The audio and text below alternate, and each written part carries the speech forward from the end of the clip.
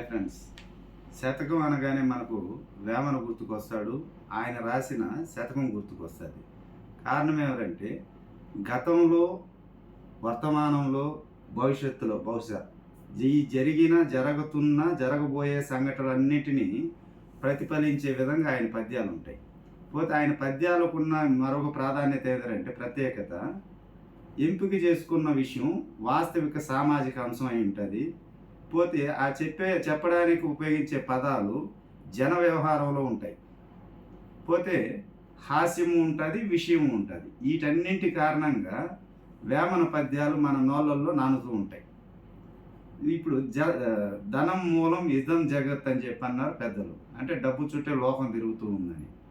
ఎంత చదువుకున్నా, ఎంత గొప్పవాడైనా, ఎంత గౌరవం ఉన్నా ధనానికున్నంత విలువ ఈ గుణానికి లేదన్న విషయాన్ని వేమన ఒక చోట చెప్తాడు.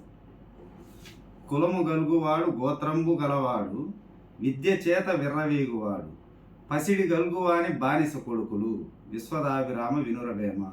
అంటే కులమున్నా, గుణమున్నా, ఎంత విద్య ఉన్నా కూడా ఆ పసిడి అంటే బంగారు, బంగారం ఈక్వల్ టు డబ్బే అవుతుంది కదా. ఈ డబ్బుకున్న విలువ మిగతా వేటికి లేదని చెప్తాడు. నేను డిగ్రీ చదివేటప్పుడు ఒక వార్త చదివిన, కాలు జారి పడిన హీరోయిన్ విషయంలోకి వెళ్తే, ఒక షూటింగ్ జరుగుతూ ఉంటే ఒక హీరోయిన్ కాలు జారి కింద పడిపోయింది, కాలుకి ఫ్రాక్చర్ అయింది, హాస్పిటల్కి తీసుకుపోయినారు. ఒకటాటిన వెంటనే డాక్టర్లు అందరూ రెస్పాండ్ అయ్యి ఆవిడకి తగిన ట్రీట్మెంట్ ఇచ్చి 3 నెలల పాటు రెస్ట్ తీసుకోమని చెప్పారు అని అన్నారు అన్నది వార్త. నేను 2001లో నాకు యాక్సిడెంట్ అయ్యి నాకు కాలు ఫ్రాక్చర్ అయింది. ఈ వార్త ఏ పత్రిక ప్రచురించాల. అదే ఒక రాజకీయ నాయకురాలు కొడుకు కింద పడి కాళ్ళకి ఏదో గాయమైందని చెప్పినది కూడా వార్త వచ్చింది. నా కొడుకు ఎన్నిసార్లు కింద పడి ఎన్నిసార్లు గాయాలు చేసుకోలేదో ఏ పత్రిక కూడా ప్రచురించలేదు. అంటే డబ్బుకున్న విలువ, ధనవంతులకున్న విలువ సామాన్య ప్రజలకు లేదనేది చమత్కారంగా చెప్పుకున్నా కూడా అది సత్యమే అవుతుంది. ఆయన అంటాడు, పుత్తడి గలవారి పుండు బాధైనను వసుదలో చాలా వార్తకెక్కు, పేదవాడి ఇంట పెళ్ళైన ఎరుగురు విశ్వదాభిరామ వినురవేమ. అంటే డబ్బున్నవాడి పుండు బాధ అయినా సమాజం మాట్లాడుకుంటుంది, కానీ పేదవాడింట్లో పెళ్లి జరుగుతుంటే ఆ పెళ్ళిని ఎవరో పట్టించుకోరు, ఎవరు హాజరు కారు అనేసి చెప్తారు. పోతే ఇది ఒకటైతే ఇంక స్త్రీకి సంబంధించి కూడా పద్యాలు వేమన చెప్పినాడు. మామూలుగా మనం రావణాసుడి యుద్ధమైనా కానీ, పోతే కురుక్షేత్ర యుద్ధానికి కూడా కారణం స్త్రీనని ఒక కోణంలో మనం చెప్పుకోవచ్చు. ఎలాగంటే రావణాసురుణ్ణి ఆ సీతా స్వయంవరానికి ఆహ్వానించినట్టు లేదు, అతను వెళ్ళి విరచలేక పరాభవం చెందినట్టు ఎక్కడ నేను చదివిన రామాయణంలో లేదు. కానీ ఎన్టీ రామారావు గారు తీసిన ఒక సినిమాలో మాత్రం రావణాసురుడు వెళ్ళినట్టు, విరచలేక వచ్చేసినట్టు ఉంటుంది. సరే, ఒకవేళ వెళ్ళినాడే అనుకున్నాం. ఇప్పుడు విరచలేక వచ్చినాడు అనడానికి లేదు. ఎందుకంటే ఆయన వచ్చి శివభక్తుడు కాబట్టి శివుడికి ప్రతీకగా ఉన్న శివధనుస్సుని విరచడానికి అతను మనసు ఒప్పుకోవచ్చు. అంటే అతను ఒక రకంగా జనక మహారాజు వీళ్ళందరూ మోసం చేసి ఆ శివధనుస్సుని పెట్టినట్టుగా కూడా అనుకోవచ్చు.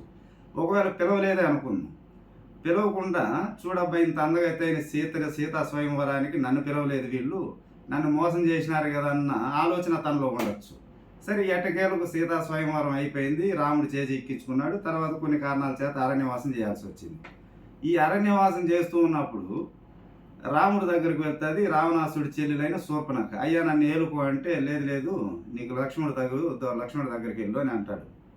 అన్నప్పుడు అక్కడ పోయి లక్ష్మణుని అడిగితే, చిచి నేను నీకు సరిగాను, మా అన్నయ్య నీకు కరెక్ట్ అని అంటాడు. మళ్ళా ఇక్కడికి వస్తుంది ఆమె శూర్పణఖ. వచ్చి అడిగితే, చూడు నాకు భార్య ఉంది సీత, కాబట్టి నేను నిన్ను ఏలుకోలేనంటే, అయితే ఈ వల్లే కదా అని చెప్పి సీతను చంపడానికి పోతుంది. అప్పుడు లక్ష్మణుడు వచ్చి శూర్పణఖ ముక్కు చెవులు కోసేస్తాడు. ఈ విషయాన్ని నేరుగా తీసుకుపోయి రావణాసుడికి చెప్తారు. ఇట్లా చేసినారన్న, స్త్రీ వలచిపోయింది అక్కడికి, ఇట్లా ముక్కు చెవులు కోసేసినారు అన్నప్పుడు ఇతను పెద్దగా చలించడు. అప్పుడు ఇతన్ని రెచ్చగొట్టే విధంగా సీత అందాల గురించి చెప్తారు. సీత చాలా అందగత్తే అది ఇది అని అన్నప్పుడు రావణాసుడు ఒక రకమైన ఆశ కలుగుతారు. అయినప్పటికీ నిబ్బరంగా ఉంటాడు.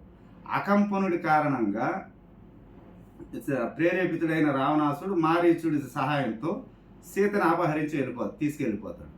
అలా వెళ్ళిపోయినప్పుడు ఆవిడ జాడ కనుక్కుంటాడు హనుమంతుడు. కనుక్కొని అశోకవనంలో ఉన్న సీత దగ్గరికి వెళ్ళి, అమ్మ నా భుజం ఎక్కువ, నేను నిన్ను తీసుకెళ్ళిపోతా అంటే, లేదు మా ఇంటికి రావాల్సింది, వచ్చి రావణాసురుని వధించేసి నన్ను తీసుకుపోవాల్సిందే అని చెప్పానంటది.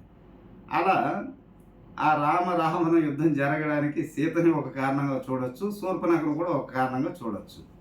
తర్వాత కురుక్షేత్ర యుద్ధం తీసుకుందాం. ఇప్పుడు ద్రౌపదికి అవమానం జరుగుతుంది.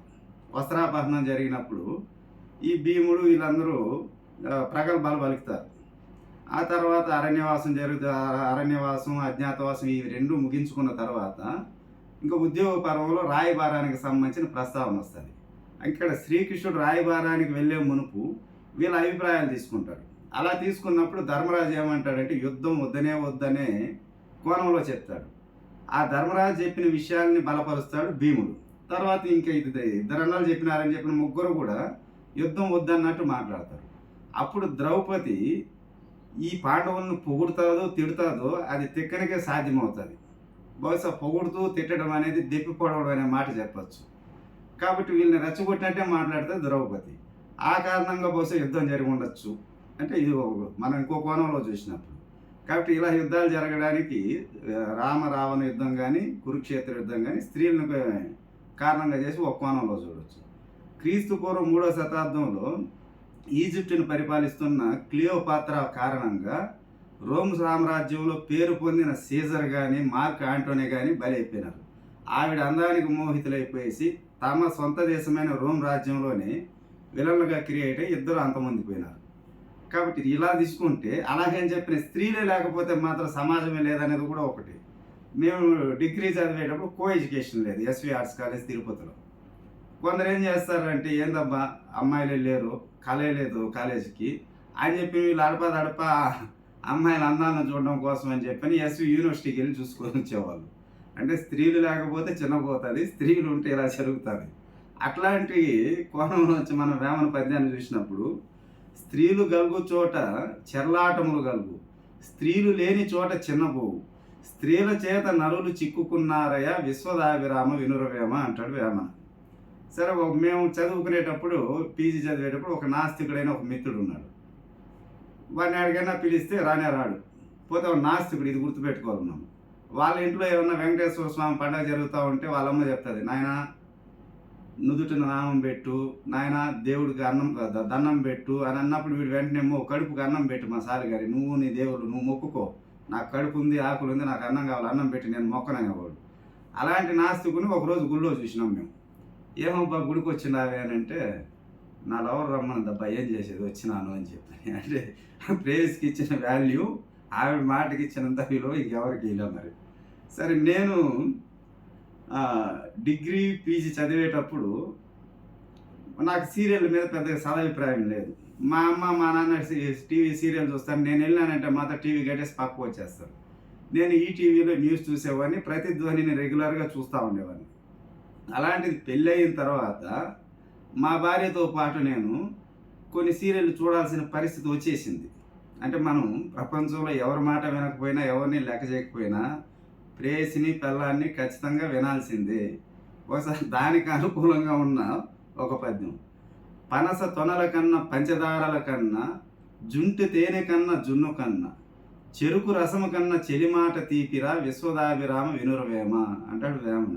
అంటే ఈయన రాసిన పద్యాలు గత కాలానికి సంబంధించిన సంఘటనల్ని, వర్తమానంలో జరుగుతూ ఉన్న సంఘటనల్ని, భవిష్యత్తులో జరగబోయే సంఘటనలను కూడా ఆయన పద్యాల్లో మనం చూడవచ్చు. Okay friends, thank you so much.